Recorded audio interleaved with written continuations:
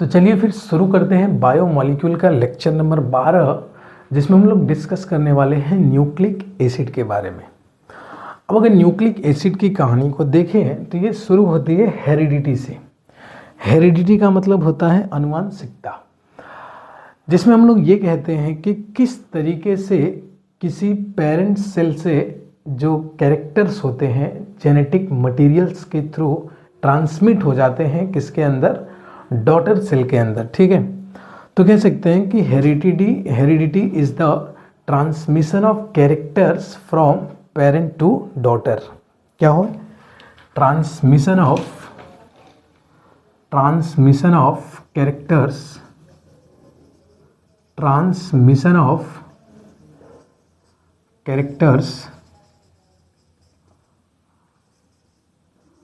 From parent to daughter, कि किसी भी पेरेंट सेल से डॉटर सेल के अंदर कैरेक्टर का ट्रांसमिशन जो होता है वो क्या कहलाती है, हेरिडिटी कहलाती है। ये जो ट्रांसमिशन होता है जीन्स के थ्रू होता है, जिनको जेनेटिक मटेरियल कहते हैं। अब इसमें हमको डीप नहीं जाना, ये हमारा डिस्कशन का पार्ट नहीं है। हमें ये समझना है कि जो हेरिडिटी होता है उसके लिए कौन रिस्पॉन्सिबल होता है। ठीक है, तब कहीं ना कहीं हम लिंक कर पाएंगे किसको, न्यूक्लिक एसिड को। ठीक है, तो अगर आप ठीक से समझें तो किसी भी लिविंग ऑर्गेनिज्म के अंदर जो भी इवेंट चल रहे होंगे, जो भी प्रोसेस हो रहा होगा, जो भी घटना घट रही होगी, वो कहीं ना कहीं किसके अंदर से शुरू होती होगी, तो सेल से शुरू होती होगी। Because cell is the building block of a living organism. ठीक है, तो सारी कहानी सेल के अंदर हो रही है। तो हमें ये समझना है कि सेल का कौन सा पार्ट है जो रिस्पॉन्सिबल है किसके लिए, हेरिडिटी के लिए। Which part of the cell is responsible for the heredity. ठीक है, तो यहाँ पर हम देख पाते हैं कि जब हेरिडिटी से हम आगे बढ़ते हैं तो हमें न्यूक्लियस मिलता है। मतलब हम कह सकते हैं कि nucleus is the part of cell, nucleus is the part of cell which is responsible for heredity. Cell का वो पार्ट जो हेरिडिटी के लिए रिस्पॉन्सिबल होता है वो क्या है, न्यूक्लियस है। अच्छा, आपको ये भी पता होगा कि न्यूक्लियस को हम सेल का सेंट्रॉयड भी कहते हैं। ये भी पता होगा कि न्यूक्लियस को हम सेल का ब्रेन भी कहते हैं, एंड न्यूक्लियस को सेल का मैनेजर भी कहते हैं। ठीक है, खैर अब अगर सेल के अंदर न्यूक्लियस रिस्पॉन्सिबल है हेरिडिटी के लिए, तो अगला सवाल आता है, क्या न्यूक्लियस अपने आप में अकेला एक कंपाउंड है या अपने आप में अकेला एक बायोमॉलिक्यूल है। क्योंकि अल्टीमेटली हम पढ़ रहे हैं बायोमॉलिक्यूल, तो हमें किसी भी चीज़ को डीप जाके कनेक्ट करना है किससे, किसी मॉलिक्यूल से। तो क्या न्यूक्लियस एक मॉलिक्यूल है जो हेरिडिटी के लिए रिस्पॉन्सिबल है, तो आंसर है नहीं। न्यूक्लियस कोई मॉलिक्यूल नहीं है जो हेरिडिटी के लिए रिस्पॉन्सिबल है। न्यूक्लियस एक कलेक्शन ऑफ सेल ऑर्गेनेल है, सेल के ऑर्गेनेल का एक कलेक्शन है। ये भी कह सकते हैं कि कलेक्शन ऑफ मेनी बायोमॉलिक्यूल है। इसका मतलब अगर न्यूक्लियस के अंदर कलेक्शन ऑफ बायोमॉलिक्यूल है, डिफरेंट वैरायटी ऑफ बायोमॉलिक्यूल है, तो उनमें से क्या सारे ही हेरिडिटी के लिए रिस्पॉन्सिबल है, या उनमें से भी कुछ स्पेसिफिक है जो हेरिडिटी के लिए रिस्पॉन्सिबल है। तो आप ठीक सोच रहे हैं कि पूरा का पूरा न्यूक्लियस हेरिडिटी के लिए रिस्पॉन्सिबल नहीं होता है। न्यूक्लियस के और भी काम होते हैं, because nucleus is the collection of many organelle of cell, या ज़्यादा सिंपल कहें तो nucleus is the collection of variety of biomolecules. Nucleus के अंदर जो पार्ट रिस्पॉन्सिबल होता है हेरिडिटी के लिए वो होता है क्रोमोजोम।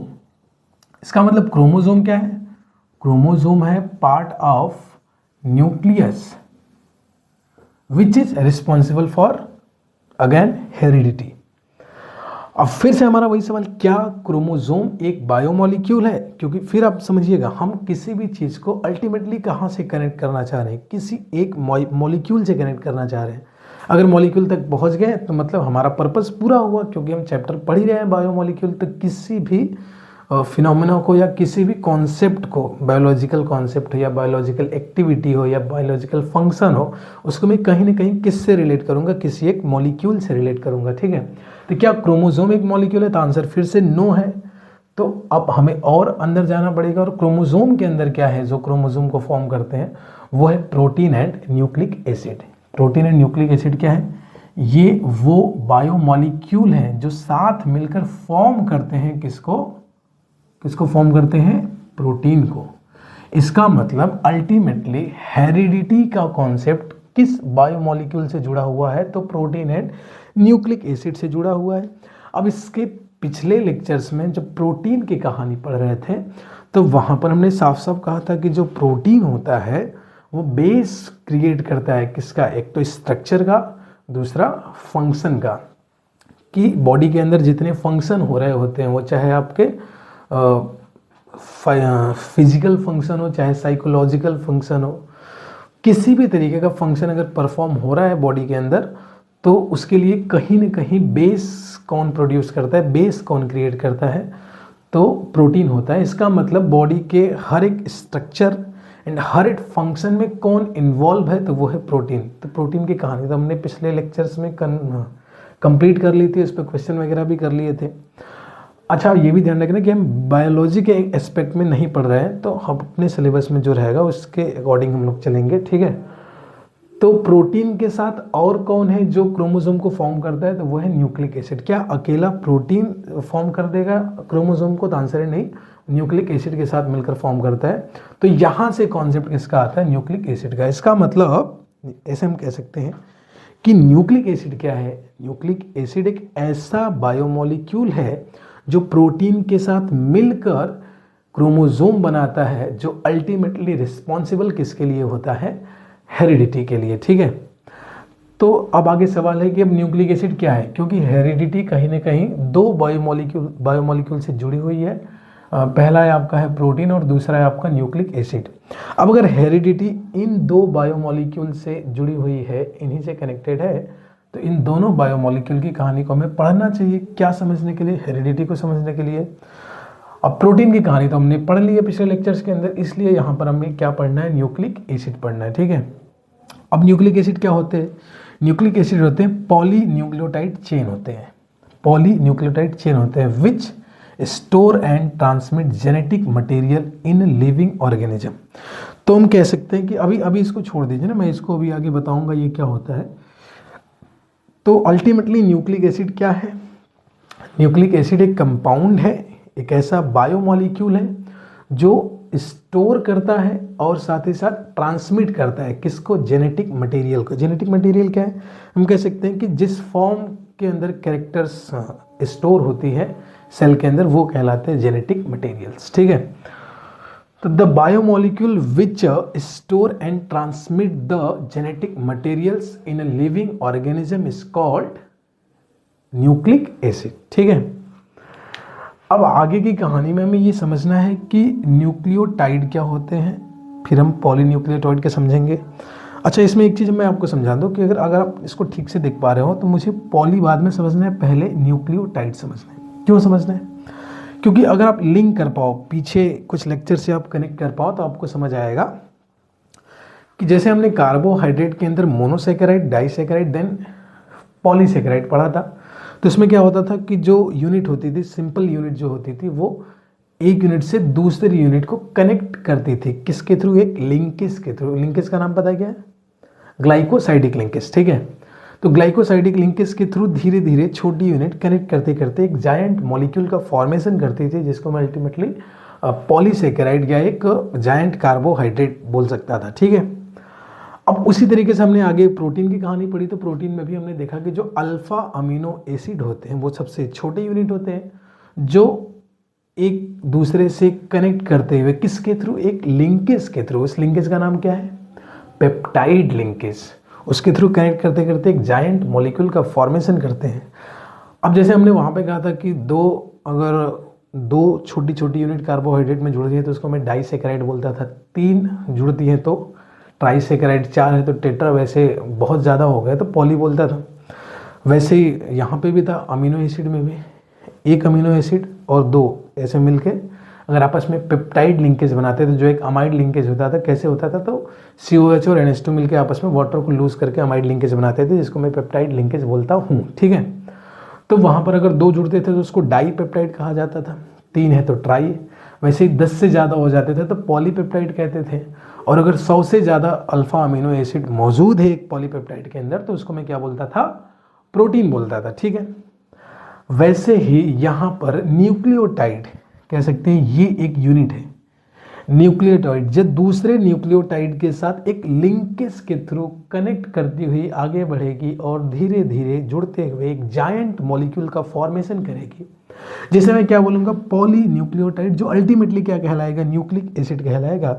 इसका मतलब यहाँ भी सर लिंकेज का कुछ नाम होगा, तो बिल्कुल सही सोच रहे हैं आप, यहाँ पर भी लिंकेज का नाम होता है फॉस्फोडाइएस्टर लिंकेज या फॉस्फोडाइएस्टर बॉन्ड। इसका मतलब आपको एक चीज़ समझ के चलनी है कि जब कार्बोहाइड्रेट की चर्चा चल रही हो और किसी लिंकेज के बारे में पूछा जा रहा हो तो आपके दिमाग में क्या क्लिक होना चाहिए, ग्लाइकोसाइडिक लिंकेज। और अगर यही बात प्रोटीन के लिए हो रही है तो पेप्टाइड लिंकेज, और यही बात अगर न्यूक्लिक एसिड के लिए हो रही हो तो फॉस्फोडाइएस्टर लिंकेज या फॉस्फोडाइएस्टर बॉन्ड याद आना चाहिए। ठीक है, तो चलिए हम कहानी को आगे बढ़ाते हैं और समझने की कोशिश करते हैं कि न्यूक्लियोटाइड क्या होते हैं। ठीक है, तो आइए फिर समझते हैं हम लोग न्यूक्लियोसाइड एंड न्यूक्लियोटाइड को। अभी आप बोलोगे सर न्यूक्लियोटाइड की बात की थी आपने, फिर ये न्यूक्लियोसाइड कहाँ से आ गया? तो यूँ समझ लीजिए कि जो न्यूक्लियोसाइड है वो न्यूक्लियोटाइड का बड़ा भाई है। ठीक है, मतलब पहले न्यूक्लियोसाइड आया है, देन कौन आया है, न्यूक्लियोटाइड आया। तो आराम आराम से धीरे धीरे बेसिक से समझिएगा। ठीक है, न्यूक्लियोसाइड का मतलब है शुगर प्लस नाइट्रोजनस बेस। तो एक ऐसा कंपाउंड जो एक शुगर और एक नाइट्रोजनस बेस के कॉम्बिनेशन से बनता है। अब ये कॉम्बिनेशन कैसा होता है? तो ये कॉम्बिनेशन ऐसा होता है कि जो शुगर होता है वो शुगर के C1 कार्बन से अटैच होता है नाइट्रोजनस बेस का नाइट्रोजन। ठीक है, तो इसका जो नाइट्रोजनस बेस का जो N है वो अटैच होता है विथ C1 ऑफ शुगर।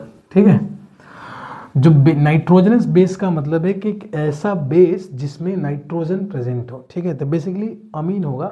ठीक है, ये हेट्रोसाइक्लिक होते हैं, मतलब ये एक तो एरोमेटिक कंपाउंड होते हैं, दूसरे हेट्रोसाइक्लिक होते हैं। हेट्रोसाइक्लिक का मतलब जो रिंग होती है उसके अंदर हेट्रोएटम, वो हेट्रोएटम कौन सा होता है, वो नाइट्रोजन ही होता है। ठीक है, तो एक शुगर होता है हमारे पास, उस शुगर के फर्स्ट कार्बन से अटैच हो जाता है कौन, नाइट्रोजन। किसका नाइट्रोजन, किसका नाइट्रोजन, ये नाइट्रोजन किसका होता है, तो नाइट्रोजनस बेस का नाइट्रोजन होता है जो अटैच हो जाता है किसके साथ, शुगर के फर्स्ट कार्बन के साथ। अब ये अटैचमेंट कैसा होता है इसमें आपको ना बहुत डिटेल नहीं जाना है, फिर भी अगर आपके अंदर इच्छा है कि किस तरीके से अटैचमेंट होता होगा, तो बेसिकली जो नाइट्रोजनस बेस है जिनके एग्जाम्पल मैंने नीचे लिखे हैं और शुगर भी 2 होते हैं इसमें, दोनों के एग्जाम्पल मैंने लिख दिया और दोनों पे बात करेंगे अभी हम।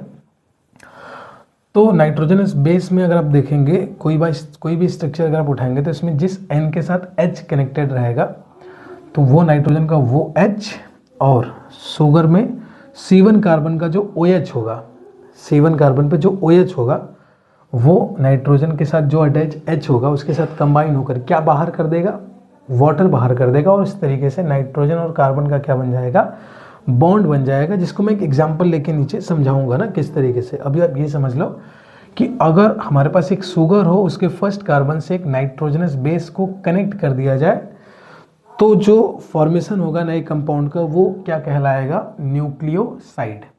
क्या कहलाएगा, न्यूक्लियोसाइड। अब न्यूक्लियोटाइड क्या होता है, न्यूक्लियोटाइड होता है कि न्यूक्लियोसाइड में ही किसको कनेक्ट कर दिया जाए, फॉस्फोरिक एसिड को। कैसे, अगर मैं इसको एलेबरेट करने की कोशिश करूं तो यहाँ पे शुगर होगा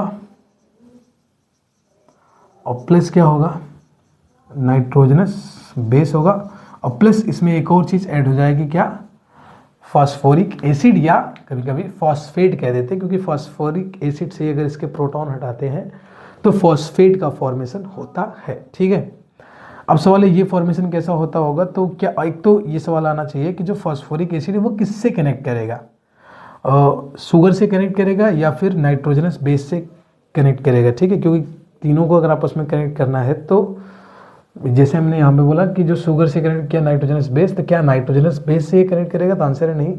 ये फॉस्फेट भी किससे कनेक्ट करेगा, शुगर से ही कनेक्ट करेगा। ठीक है, तो फॉस्फेट जो होता है, फॉस्फेट या फास्फोरिक एसिड को आप देखें, एक तो फॉस्फोरिक एसिड को आप समझिए ये होता है P double bond O, OH, OH और OH, ये होता है।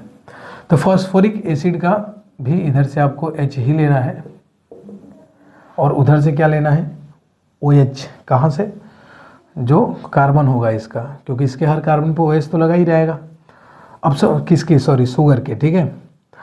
और इसमें अच्छा एक और सवाल आपके मन में आना चाहिए कि जैसे यहाँ पर आपने बताया सर फर्स्ट कार्बन, मतलब जो OH लेना है वो फर्स्ट कार्बन वाला OH लेना है और नाइट्रोजन का H के साथ कनेक्ट करना है, तो इसमें कौन सा OH लेना है, तो इसमें 5th कार्बन लेना है, ठीक है। तो ऑक्सीजन ऑफ फॉस्फेट अटैच करेगा किसके साथ, C5 के साथ, ठीक है। और C5 किसका, शुगर का, C5 किसका, शुगर का।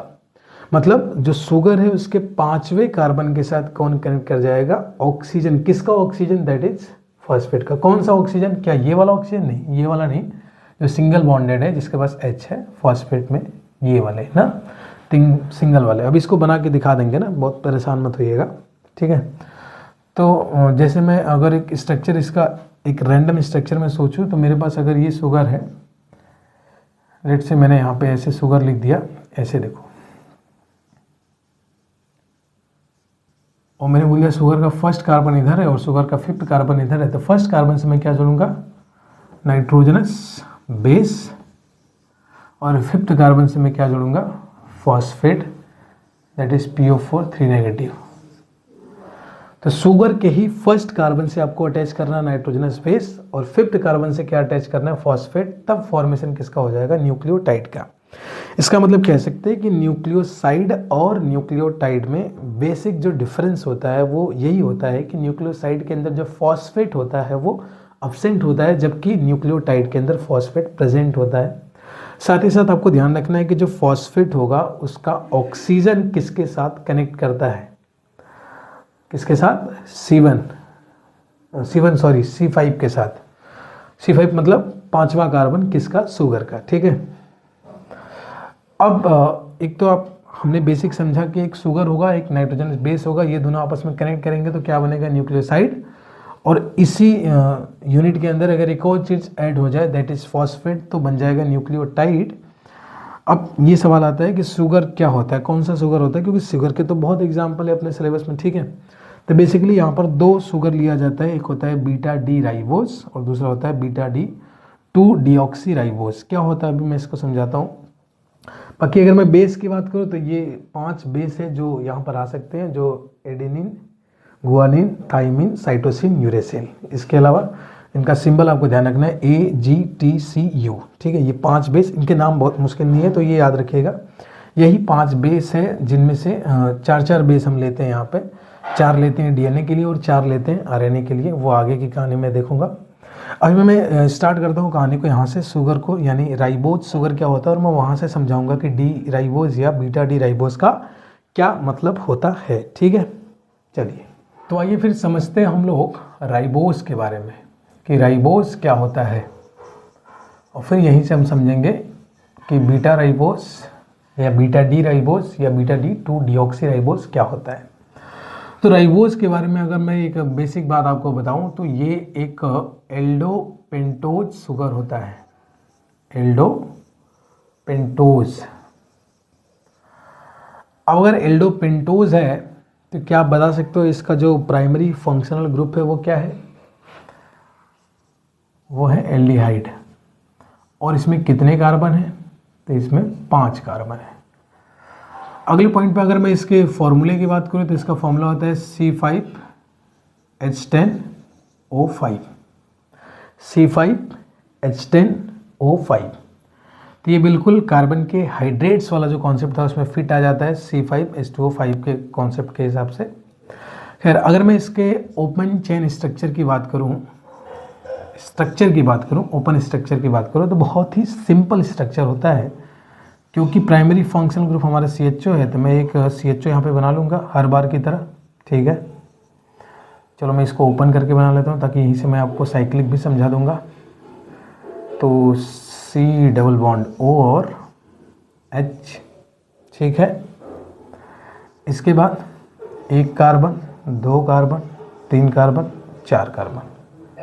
अच्छा, लास्ट में क्या आता है सब पता है? लास्ट में CH2OH आता है।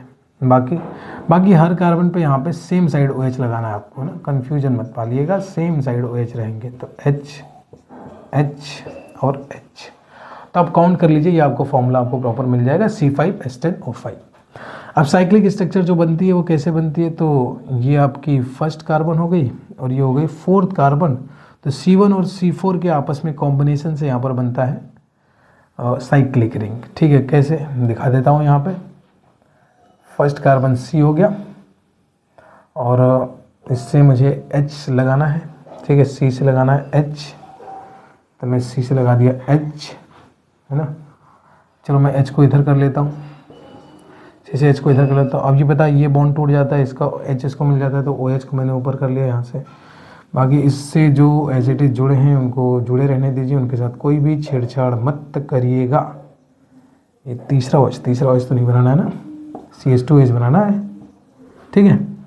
अब यहाँ पर ये इस तरीके से कनेक्ट हो जाएगा, ठीक है। बाकी इस कार्बन से क्या लगाए? H लगाए।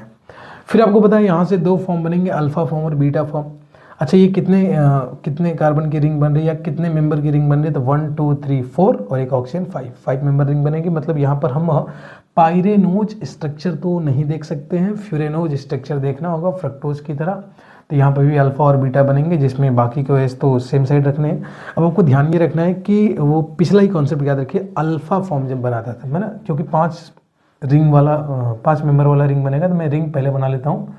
ये रिंग ऐसा बनेगा फ्यूरॉन के जैसा, यहाँ पे है ना, फ्यूरॉन जैसा स्ट्रक्चर बनेगा इसका, इस तरीके से। ये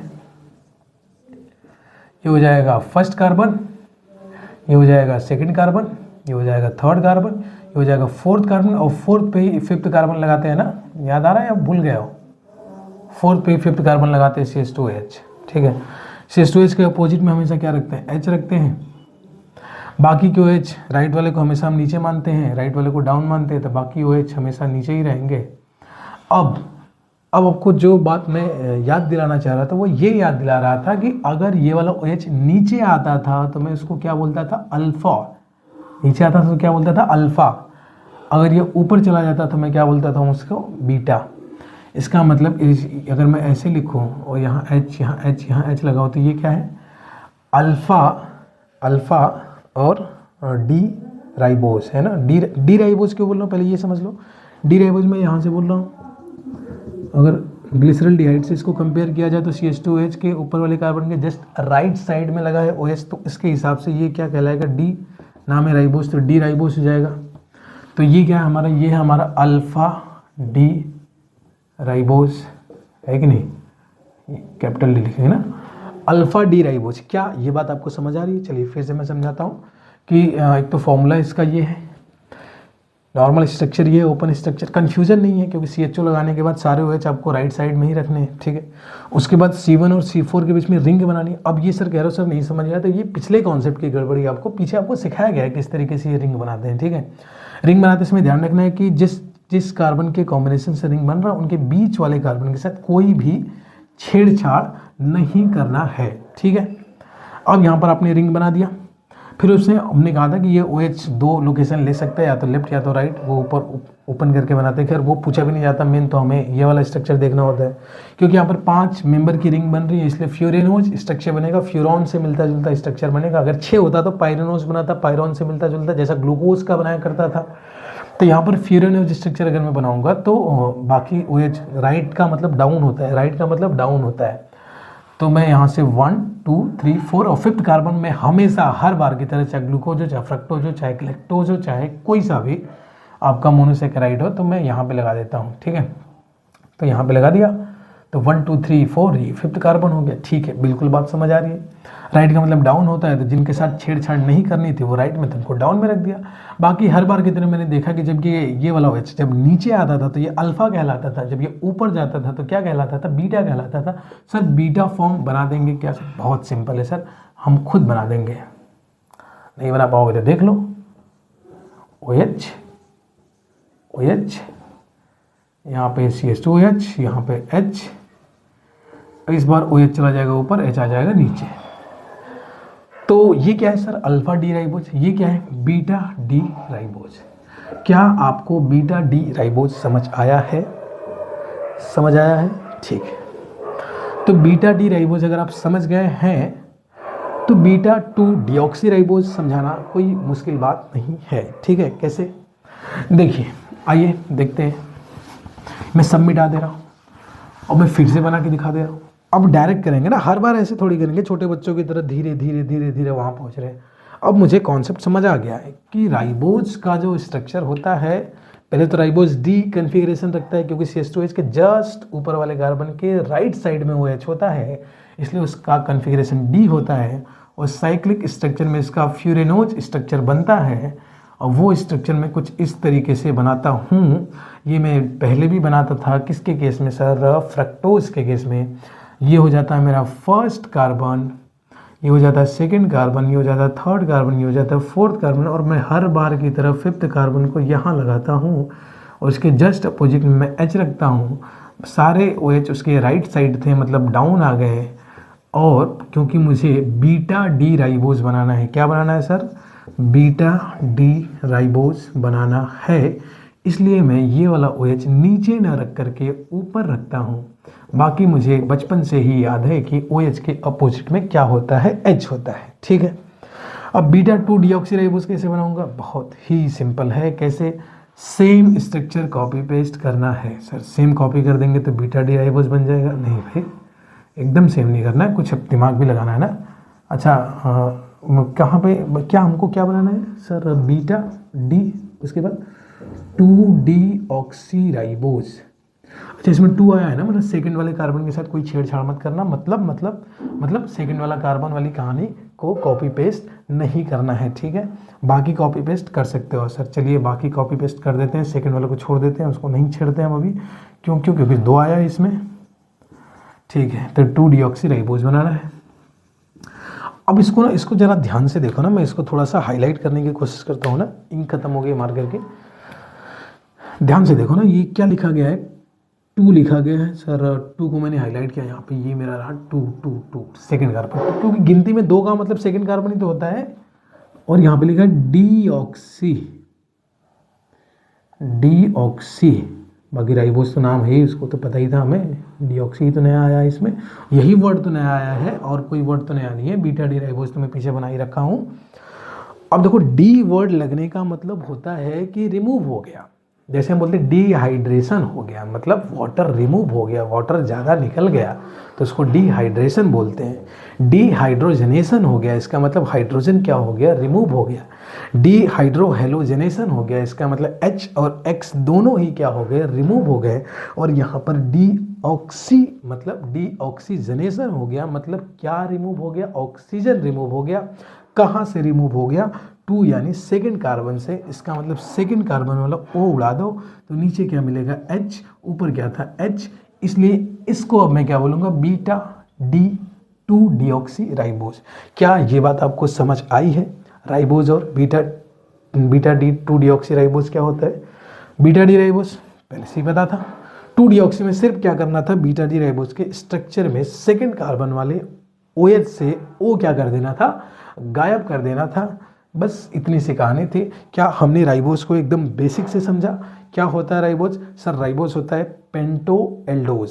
ठीक है ना, सही लिखा था ना? अगर गलत लिखा होगा तो सुधार लेना उसको। ठीक है, पेंटो एल्डोज। पेंटो एल्डोज का मतलब 5 कार्बन होते हैं और मेन फंक्शनल ग्रुप इसका क्या होता है? CHO होता है। फिर इसका स्ट्रक्चरल फॉर्मूला, इसका मॉलिक्यूलर फॉर्मूला क्या होता है सर? C5H10O5। इसके बाद हमने इसका स्ट्रक्चरल फॉर्मूला देखा, जिसमें हमने ऊपर CHO लगाया, नीचे CH2H लगा, बाकी राइट में क्या रखा? OH रखा, लेफ्ट में क्या रखा? H रखा। फिर हमने इसका साइक्लिक स्ट्रक्चर बनाया, जिसमें 2 फ्यूरेनोज स्ट्रक्चर बनते हैं, एक अल्फा फॉर्म एक बीटा फॉर्म, जिसमें अल्फा फॉर्म में OH नीचे होता है और बीटा फॉर्म में OH कहाँ होता है? ऊपर। कौन सा OH? फर्स्ट कार्बन और OH। अच्छा सर, फर्स्ट कार्बन को क्या बोलते हैं? फर्स्ट कार्बन को एनोमरिक कार्बन बोलते हैं। और अल्फा और बीटा जो होते हैं वो क्या कहलाते हैं सर? एनोमर्स कहलाते हैं। एनोमर्स एक खास तरीके के आइसोमर होते हैं। ठीक है, तो ये कहानी आपको समझ आ गई। अब इसके बाद आपको समझना है बेस के बारे में। बेस में समझना नहीं है, बेस के नाम है, नाम के साथ कुछ स्ट्रक्चर जो आपको ध्यान में रखने हैं। अब मैं या तो बनाऊं या तो फिगर दिखाऊं, बात एक ही है। तो यहाँ पर आप ये फिगर देख लीजिए, ये सारे फिगर है आपके किसके, जो 5 नाइट्रोजनस बेस लिए गए थे उनके। इन फिगर में आप देखेंगे जिन जिन नाइट्रोजन के पास H है बस वही कनेक्ट करेंगे। जिन जिन नाइट्रोजन के पास क्या है, H है, सिर्फ वही कनेक्ट करेंगे। हाँ, आपकी तसल्ली के लिए एक न्यूक्लियोसाइड और एक न्यूक्लियोटाइड दोनों में बनाकर दिखा देता हूँ, ठीक है, खुश हो जाएंगे। चलिए, हाँ तो आइए फिर एक न्यूक्लियोसाइड बना के दिखाते हैं पहले आपको। न्यूक्लियोसाइड, चलिए, तो सबसे पहले न्यूक्लियोसाइड बनाने के लिए क्या हमें एक शुगर का स्ट्रक्चर बनाना पड़ेगा। कौन सा शुगर ले लें, बीटा डी राइबोज ले लें या बीटा D2 डिऑक्सी राइबोज ले लें। सर कोई सा भी ले लीजिए, क्या फ़र्क पड़ता है, अब तो हम सीख गए। तो चलो फिर कोई सा भी लेना है तो मैं सिंपल लूँगा, बीटा डी राइबोज लूँगा और यहाँ पे क्या लगाऊंगा, CH2OH। बीटा फॉर्म में तो ऊपर रखूँगा OH, नीचे रखूँगा H, नीचे OH, ऊपर H, नीचे OH और ऊपर H, ठीक है। अब हमने क्या कहा था कि जिस नाइट्रोजन से H कनेक्ट होगा वो फर्स्ट कार्बन के OH के साथ कंबाइन होकर निकल जाएगा, मतलब यहाँ से ये बाहर ही निकल जाता है। खैर हमको दिखाना होता ना तो हम लोग इतना ताम झाम पालते भी नहीं, हम लोग ऐसे लिख देते हैं कि इससे डायरेक्ट मैं क्या जोड़ देता हूँ इस तरीके से ना, कि यहाँ पे मैं किसको जोड़ूंगा, फर्स्ट कार्बन में किसको जोड़ूंगा, बेस को जोड़ूंगा। बस इतनी सी कहानी है भाई। आपको ये सब नहीं सोचना है कि सर यहाँ पे स्ट्रक्चर बना के दिखा दीजिए हमके। अगर बनाना भी होगा तो बना के भी दिखा सकते हैं, बहुत सिंपल है। आपको क्या करना है, कोई सा भी स्ट्रक्चर उठाना, जैसे साइटोसिन का स्ट्रक्चर आपने उठाया, साइटोसिन का स्ट्रक्चर का मैं देख के बना देता हूँ ना। अभी साइटोसिन, ये देखिए आपके सामने नोट्स लेता हूँ, और साइटोसिन का जैसे स्ट्रक्चर दिया है ये है ना। आप ध्यान रखिएगा, बेफिक्र रहिएगा, आपसे स्ट्रक्चर नहीं बनवाया जाएगा, वो तो आपकी तसल्ली के लिए मैं इसको बना के दिखा दे रहा हूँ। यहाँ पे N है, यहाँ पे सिंगल बॉन्ड से H है, और यहाँ आपका डबल बॉन्ड O है, और यहाँ भी आपका N है, और यहाँ पर है NH2, है ना। तो जिससे एक H है उसी पर फोकस करिएगा, ठीक है। तो ठीक है, तो पता है अगर मैं उसको जोड़ना होगा तो मैं क्या करूँगा, यहाँ OH था ना, तो ये वाला OH ये वाला H कंबाइन होकर निकल जाएगा, और ये जो सिंगल बॉन्ड है इससे अब कौन अटैच होगा, इससे अटैच होगा N। बाकी स्ट्रक्चर तो आपको पता ही है कि कॉपी पेस्ट करना है। ये इस तरीके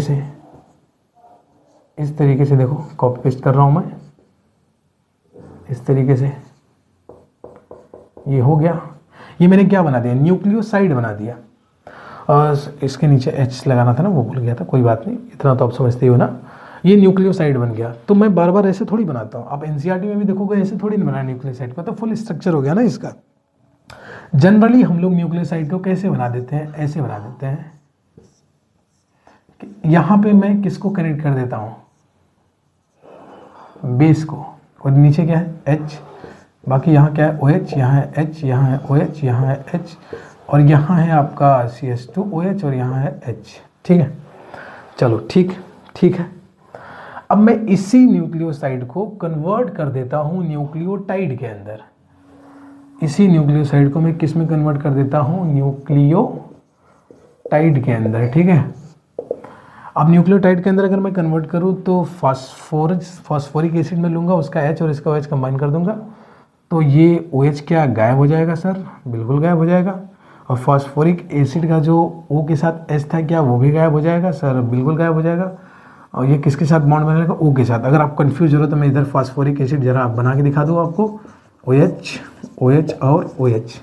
लेट से मैं इस OH को कंसीडर कर रहा हूँ, किसको, इस वाले OH को ना, राइट, थोड़ा मेरे लिए आसान हो जाएगा, इसको मैं हटा देता हूँ ना। ध्यान से देखिए, मैं इस OH को कंसीडर करूँ, मतलब यही वाला OH बॉन्ड बनाएगा, तीनों में से कोई भी बना सकते थे, ठीक है।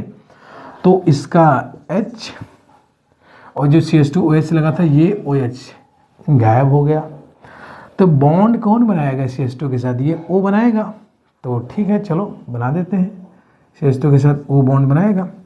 O से क्या लगा है सर, O से तो P लगा है, फिर P से क्या लगा है, P से OH लगा है, फिर क्या लगा है, OH लगा है, फिर क्या लगा है, डबल बॉन्ड O लगा है। सर ये क्या बन गया, ये बन गया क्या, न्यूक्लियोटाइड बन गया।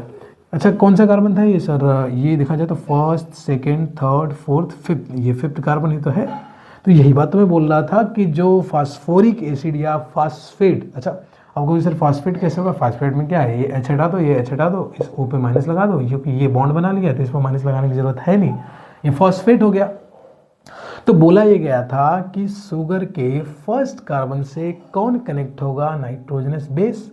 और फिफ्थ कार्बन से कौन कनेक्ट होगा? फॉस्फेट या फॉस्फोरिक एसिड। तो ये सर क्या कहलाएगा? ये कहलाएगा, क्या कहलाएगा, क्या कहलाएगा? न्यूक्लियोटाइड। इससे बनाना हो तो मैं ओ और फिर इससे वही सेम कहानी मैं इधर की तरफ कर दूं, तो क्या आप नाराज हो जाएंगे? नहीं, या एच हटा के 2 माइनस लगा दो तो ये फॉस्फेट हो गया। तो ये क्या बन गया? न्यूक्लियोटाइड। ठीक है, तो इस तरीके से हम न्यूक्लियोसाइड और न्यूक्लियोटाइड को बनाते हैं। तो आई होप आपको न्यूक्लियोसाइड और न्यूक्लियोटाइड का कॉन्सेप्ट क्या हो चुका होगा, क्लियर हो चुका होगा। अब हम थोड़ा सा जान लेते हैं डीएनए और आरएनए के बारे में। ठीक है, टाइप्स ऑफ न्यूक्लिक एसिड। अब देखो यही है न्यूक्लियोटाइड। हमें अपने न्यूक्लिक एसिड को अगर समझना हो तो न्यूक्लियोसाइड पे फोकस नहीं करना, हमें फोकस किस पे करना? न्यूक्लियोटाइड पे। अब हमने डिस्कस किया था कि न्यूक्लियोटाइड में, है ना, न्यूक्लियोसाइड का मैं छोड़ रहा हूँ वहाँ से, क्योंकि न्यूक्लियोटाइड को समझने के लिए पहले मुझे न्यूक्लियोसाइड समझना ज़रूरी था, इसलिए मैंने उसको समझाया। अब मैं उसको छोड़ रहा हूँ। अब मैं जब बात करूँगा तो किसकी बात करूँगा? न्यूक्लियोटाइड की। तो न्यूक्लियोटाइड में आपने देखा होगा कि जो शुगर है वो राइबोज हमने लिया था, और उसके अलावा और डीऑक्सीराइबोज भी ले सकते हैं। तो इसलिए जो हमारा न्यूक्लिक एसिड होता है, क्योंकि न्यूक्लिक एसिड किससे बनता है? न्यूक्लियोटाइड के ही रिपीटेशन से बनता है, बार बार रिपीट होंगे। एक न्यूक्लियोटाइड दूसरे न्यूक्लियोटाइड से कनेक्ट करेगा, और दूसरा फिर तीसरे से, फिर तीसरा चौथे से, और ऐसे करते करते एक जायंट मॉलिक्यूल का फॉर्मेशन होगा, जिसमें कितने न्यूक्लियोटाइड होंगे? तो बहुत सारे होंगे। तो उसको मैं पॉलीन्यूक्लियोटाइड बोलूँगा, और वो कहलाएगा मेरा न्यूक्लिक एसिड। ठीक है, अब क्योंकि जो न्यूक्लियोटाइड था उसमें शुगर 2 टाइप के यूज हो सकते थे, और आपके जो बेस है वो भी मल्टीपल टाइप के यूज हो सकते थे। बेसिकली वो भी 2 ही कॉम्बिनेशन बनता है, क्योंकि उसमें से 4-4 उठाने रहते हैं। तो 4-4 उठा के 2 कॉम्बिनेशन हम लोग बनाते हैं। तो इसलिए जो न्यूक्लिक एसिड होता है वो 2 टाइप का हो जाता है। एक तो हो जाता है डीएनए, और एक हो जाता है आरएनए। डीएनए का मतलब डीऑक्सीराइबोन्यूक्लिक एसिड। मैं इसका फुल फॉर्म नहीं लिख रहा हूँ ना। डीऑक्सीराइबोन्यूक्लिक एसिड ये होता है राइबोन्यूक्लिक एसिड। इसका मतलब है कि इसमें 2 बीटा D2 डीऑक्सीराइबोज वाला शुगर यूज़ किया गया होगा, और इसमें नॉर्मल राइबोज यूज़ किया होगा। चलो मैं इसको समझा भी देता हूँ कि अगर डीएनए का हाइड्रोलिसिस किया जाए, डीएनए का अगर हाइड्रोलिसिस किया जाता है तो क्या मिलता है मुझे? तो डीएनए का हाइड्रोलिसिस अगर आप करेंगे तो एक तो आपको मिलेगा बीटा D2 डीऑक्सीराइबोज, ये मिलेगा। और क्या मिलेगा? और आपको मिलेगा phosphoric acid, that is H3PO4 phosphoric acid. और क्या मिलेगा? और आपको नाइट्रोजनस बेस मिलेगा, नाइट्रोजन वाला बेस। ठीक है, प्लस अगर आप इधर इसको हाइड्रोलाइज करोगे, आरएनए को हाइड्रोलाइज करोगे तो क्या मिलेगा? इसमें आपको मिलेगा शुगर में राइबोज मिलेगा।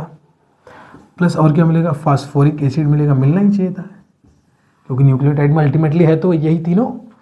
और प्लस क्या मिलेगा? नाइट्रोजनस बेस मिलेगा। क्या सर नाइट्रोजनस बेस में भी डिफरेंस होता है? तो होता है। आपको ऑर्डर क्या याद कराया गया था? AGCT, है ना। मैं कंफर्म कर लूँ ऑर्डर एक बार, ऑर्डर में एक बार कंफर्म कर लूँ। तो ये ऑर्डर आपका है AGCT। ठीक है, AGCT। AGCT मतलब एडेनिन, गुआनिन, साइटोसिन, थाइमिन। इसमें क्या होता है? इसमें होता है AGC, अब T ना होकर के यहाँ पे हो जाता है U, एडेनिन, गुआनिन, साइटोसिन और यूरेसिल। तो डीएनए और आरएनए में आपको यहाँ पर 2 डिफरेंस ध्यान रखने हैं। कितने सर? 2। पहला क्या डिफरेंस होता है? पहला डिफरेंस होता है कि डीएनए का शुगर 2 बीटा D2 डीऑक्सीराइबोज होता है, जबकि आरएनए का शुगर क्या होता है? राइबोज होता है। और दूसरा डिफरेंस नाइट्रोजनस बेस में होता है। 4-4 बेस होते हैं, जिसमें से 3 बेस सेम होते हैं। वो कौन कौन से सेम होते हैं? एडेनिन, गुआनिन और साइटोसिन। और कौन कौन डिफरेंट हो जाते हैं, तो इसमें हो जाता है थायमिन और इसमें हो जाता है यूरेसिल। ठीक है, तो ये कहानी रही हमारी डीएनए और आरएनए की। अब आगे हम लोग समझने की कोशिश करते हैं कि एक न्यूक्लियोटाइड दूसरे न्यूक्लियोटाइड के साथ किस तरीके से कनेक्ट करता है, क्या बनाने के लिए, एक पॉलीन्यूक्लियोटाइड यानी न्यूक्लिक एसिड बनाने के लिए जिस लिंकेज के थ्रू कनेक्ट करेगा सर, उस लिंकेज का नाम बता सकते हैं, बताइए। फॉस्फोडाइएस्टर लिंकेज, क्या बोलेंगे, फॉस्फोडाइएस्टर लिंकेज। ठीक है, तो चलिए मैं आगे अब उसी को समझाते हैं। फिर इसके बाद एक छोटा सा टॉपिक रह जाएगा, वह है हार्मोन। उसके बाद ये चैप्टर पूरी तरह से क्या हो जाएगा, खत्म हो जाएगा, और उसको इसी लेक्चर में हम लोग खत्म करेंगे। ठीक है, तो आइए फिर समझ लेते हैं फॉस्फोडाइएस्टर लिंकेज क्या होते हैं। ठीक है, उसको समझने के लिए मैंने यहाँ पर 2 न्यूक्लियोटाइड बना रखा है। ठीक है, आई होप आपको इसमें कोई तकलीफ नहीं होनी चाहिए। कैसे बनाना, बहुत ही सिंपल है। आपको एक राइबोज शुगर लेना है, क्योंकि मैं राइबोज, आप चाहे तो बीटा-2 डिऑक्सी भी ले सकते हैं। तो राइबोज शुगर की फर्स्ट कार्बन को बेस से और 5th कार्बन को किससे, फॉस्फेट से आपको कनेक्ट कर देना है। इस तरीके से 2 न्यूक्लियोटाइड बन गए। अब इन्हीं दोनों को जोड़ेंगे, जिस लिंकेज के थ्रू क्या बोलते हैं, जो न्यूक्लियोटाइड होते हैं वो कनेक्ट करते हैं क्या बनाने के लिए, तो poly nucleotide that is nucleic acid. मतलब कह सकते हैं कि the linkage by which the nucleotide join together to form a polynucleotide that is nucleic acid, वो क्या कहलाता है, फॉस्फोडाइएस्टर लिंकेज। अब क्या होता है, बहुत ही सिंपल है ना, बहुत आराम से आप इसको देखिएगा, बहुत आराम से इसको समझ आ जाएगा ना। आइए देखते हैं। ठीक है, तो मैंने फर्स्ट और इसको जोड़ना है ना, इसको क्या करना है, जोड़ना है। कैसे जोड़ूंगा मैं, ध्यान से देखिएगा। फोकस आपको ये करना है कि जो फर्स्ट होगा उसके उसके 3rd कार्बन पे फोकस करना है, और जो आपका सेकंड है न्यूक्लियोटाइड उसके आपको 5th कार्बन पे फोकस करना है, इस कार्बन पे। कैसे, आइए देखते हैं नीचे। मैं इसी को फिर बना देता हूँ इधर, ध्यान से देखिए कैसे बनाना है, बहुत ही सिंपल है। ओ है ये, पहले आप बेसिक स्ट्रक्चर बना लीजिए। सर इससे क्या जोड़ना है, सर इससे आप बेस को जोड़ दीजिए, ठीक है। और नीचे क्या लिख दूँ, नीचे H लिख दीजिए। यहाँ पे क्या लिख दूँ, OH, यहाँ पे H, यहाँ पे OH, यहाँ पे H, यहाँ पे क्या लिख दूँ सर, यहाँ पे लिख दीजिए सर CS2। इसको क्या मैं मिटा लूँ, ठीक है मिटा लीजिए। OP डबल बॉन्ड O और O, और जो बॉन्ड नहीं बनाया ऑक्सीजन उस पर लगा दीजिए माइनस चार्ज। और इसी के नीचे आपको दूसरा स्ट्रक्चर कॉपी पेस्ट करना है। कैसे कॉपी पेस्ट करना है, थोड़ा सा राइट शिफ्ट करके कॉपी पेस्ट करिएगा। क्यों, अभी आपको समझ आ जाएगा। बनाइए इसको, थोड़ा सा नीचे करो ना, मुझे जगह चाहिए बनाने के लिए।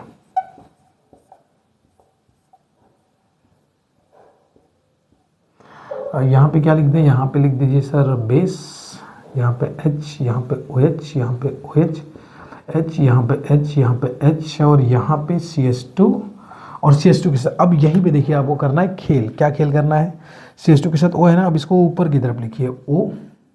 ठीक है सर, लिख दिया। O सर किससे जुड़ा है, O जुड़ा है आपका फास्फोरस से। फिर फास्फोरस किससे जुड़ा है, फास्फोरस जुड़ा होगा ना, ये अगर O- में लिख रहा हूँ, OH भी तो हो सकता था। अब फिर से जो फास्फोरस का दूसरा OH था ना, फास्फोरस का जो दूसरा OH था बचा होगा, आपको पता है ना कि ये फास्फेट में लिख रहा हूँ, यहाँ पे H में लगा सकता हूँ फास्फोरिक एसिड बनाने के लिए।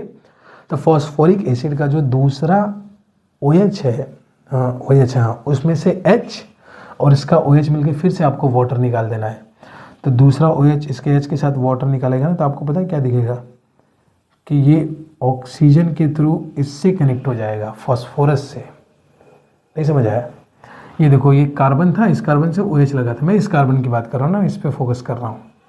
और फास्फोरस के पास एक OH लगा हुआ था, यहाँ से H और यहाँ से OH इस तरीके से निकल गए, तो POC बन गया।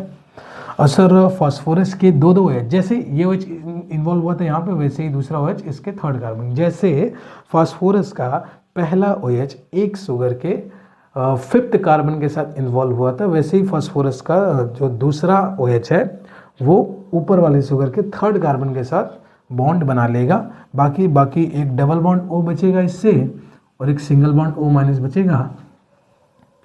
ठीक है, एक डबल बॉन्ड O और एक सिंगल बॉन्ड O-। अब इसको फास्फोडाइएस्टर क्यों बोलते हैं, उसको एस्टर इसलिए बोलते हैं क्योंकि एस्टर नाम सुनते ही आपके दिमाग में ये आना चाहिए ना।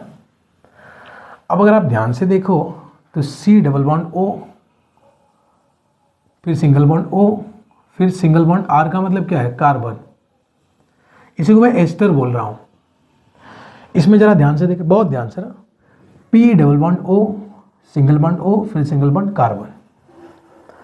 क्या कुछ सिमिलैरिटी नजर आ रही है? एस्टर को ध्यान से, एस्टर को देखिएगा, C double bond O, single bond O और सिंगल बॉन्ड सी, मैं इसको एस्टर बोल रहा हूं, ठीक है। P double bond O, single bond O, single bond C, तो क्या ये भी एस्टर जैसी सिमिलैरिटी रखता है? तो कहेंगे यस सर बिल्कुल रखता है। तो मैं इसको क्या फॉस्फो एस्टर बोल सकता हूँ, फास्फोरस वाला एस्टर, ठीक है सर बोल सकते हैं। क्या ये 2 बार हो रहा है, ऊपर भी हो रहा है और नीचे भी ये सेम कनेक्शन ऊपर नीचे दोनों तरफ बन रहा है? यस सर बिल्कुल बन रहा है। तो क्या मैं इसको ये बोल सकता हूँ कि 2 एस्टर है, इसलिए इसका नाम क्या है, फॉस्फोडाई एस्टर लिंकेज। क्या बात समझ आ रही है? फॉस्फोडाई एस्टर क्यों बोल रहे हैं?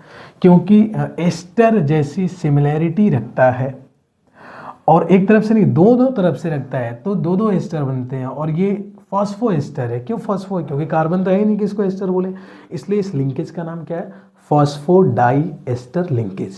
अब फॉस्फोडाई एस्टर लिंकेज क्या होता है? तो एस्टर लाइक लिंकेज होता है जो फॉर्म कौन करता है, फॉस्फोरिक एसिड करता है। कैसे करता है? तो इसमें आप देखेंगे पहले शुगर का 3rd कार्बन है जबकि दूसरे शुगर का 5th कार्बन है, तो जो फॉस्फोडाई एस्टर लिंकेज बनता है वो फर्स्ट शुगर के 3rd और 2nd शुगर के 5th कार्बन के, मतलब हम जनरली कह सकते हैं कि जो पेंटोज शुगर यूज किए जाते हैं इन द फॉर्मेशन ऑफ और न्यूक्लियोटाइड, उनके 3rd और 5th कार्बन को एक ही फॉस्फोरिक एसिड अपने 2 ऑक्सीजन के थ्रू कनेक्ट कर देता है, जिससे एक एस्टर लाइक स्ट्रक्चर दिखाई देता है। और क्योंकि ये स्ट्रक्चर एक फॉस्फोरस के इन्वॉल्वमेंट की वजह से बना था, इसलिए हम इसको फॉस्फो एस्टर, और क्योंकि 2 बने हैं इसलिए इस लिंकेज को नाम क्या देते हैं हम लोग, फॉस्फोडाई एस्टर लिंकेज, ठीक है। तो आई होप आपको ये कहानी समझ आई हो कि एक न्यूक्लियोटाइड दूसरे न्यूक्लियोटाइड के साथ किस तरीके से कनेक्ट करता है टू फॉर्म अ पॉलीन्यूक्लियोटाइड। इस लिंकेज को मैं क्या बोलूँगा, फॉस्फोडाई एस्टर लिंकेज। एक बार मैं फिर से रिवाइज कर देता हूँ कि अगर लिंकेज की कहानी पूछी जा रही हो कार्बोहाइड्रेट के केस में तो आंसर क्या आना चाहिए सर, ग्लाइकोसाइडिक लिंकेज। यही सेम कहानी अगर प्रोटीन के लिए पूछी जा रही हो तो आंसर क्या आना चाहिए, पेप्टाइड लिंकेज। और यही सेम कहानी अगर न्यूक्लिक एसिड के लिए पूछी जा रही है तो आंसर क्या आना चाहिए, फॉस्फोडाई एस्टर लिंकेज, ठीक है। तो इस तरीके से फॉस्फोडाई एस्टर लिंकेज खत्म होता है, पूरा न्यूक्लिक एसिड लगभग हमारा क्या होता है, ख़त्म हो जाता है। अब एक छोटी सी चीज़ रह गई है जिसको मैं नोट्स के थ्रू डिस्कस कर लेता हूँ। नोट्स आपके पास है तो बहुत अच्छी बात है, नहीं है तो मैं यहाँ पे लगा दूंगा इसको। वो है important facts about DNA and RNA, ठीक है। तो मैं एक एक पॉइंट पढ़ देता हूँ आपके सामने तसल्ली के लिए, ताकि ये ना रहे कि सर आपने छोड़ दिया था इसको। तो फर्स्ट पॉइंट कह रहा है James Watson and Francis Crick gave a double stranded helix structure for DNA। वो जो डबल स्ट्रैंड मैंने पढ़ दिया था, double strand helix structure DNA, मतलब ये कह सकते हैं बेसिक बात कि डीएनए के स्ट्रक्चर के बारे में सबसे पहली चर्चा या सबसे पहला स्ट्रक्चर किसने दिया था, तो जेम्स वॉटसन और फ्रांसिस क्रिक ने दिया था। आगे कह रहा है 2 nucleic acid chain are wound about each other and held together by a hydrogen bond between pairs of bases। जो 2 न्यूक्लिक एसिड होते हैं वो पेयर ऑफ बेस के बीच में हाइड्रोजन बॉन्ड के थ्रू भी कनेक्ट होते हैं, ठीक है। आगे कह रहा है द 2 स्ट्रैंड्स। अच्छा ये सारी कहानी ना स्ट्रक्चर के बारे में हो रही है ना, कि डबल स्ट्रैंड हेलिक्स स्ट्रक्चर जो होता है उसके अंदर जो 2 न्यूक्लिक एसिड होते हैं वो पेयर ऑफ बेस के बीच में हाइड्रोजन बॉन्ड के थ्रू कनेक्टेड होते हैं। आगे कह रहा है वही 2 strands are complementary to each other because the hydrogen bonds are formed between the specific pair of base. क्योंकि स्पेसिफिक पेयर ऑफ बेस के बीच में बनता है इसलिए एक दूसरे के कॉम्प्लीमेंट्री होते हैं, ठीक है। आगे कह रहा है adenine forms hydrogen bond with thymine वेरेज cytosine forms hydrogen bond with guanine. Adenine किससे फॉर्म करता है, साइटोसिन के साथ, है ना। सॉरी एडेनिन किससे करता है, थाइमिन के साथ करता है, और साइटोसिन किससे करता है, गुआनिन के साथ कर सकता है। अब इसीलिए ऊपर वाली बात आपको यहाँ से कनेक्ट करके समझनी चाहिए कि एडेनिन अगर थाइमिन के साथ कर रहा है और साइटोसिन अगर गुआनिन के साथ कर रहा है, तो इस तरीके से आप देख रहे हैं ADCG है ना, AGCT आपको बनता हुआ कॉम्बिनेशन दिख रहा है। अब आपने नोटिस किया हो तो एक आरएनए को या डीएनए को बनाने के लिए, बेसिकली मैं डीएनए की अगर बात करूं तो इसमें AGCT होता है, आरएनए में यूरेसिल होता है। अब डीएनए की बात हो रही है तो AGCT जब मिलता है तो एक प्रॉपर बेस बनता है, एक डीएनए का बेस बन जाता है।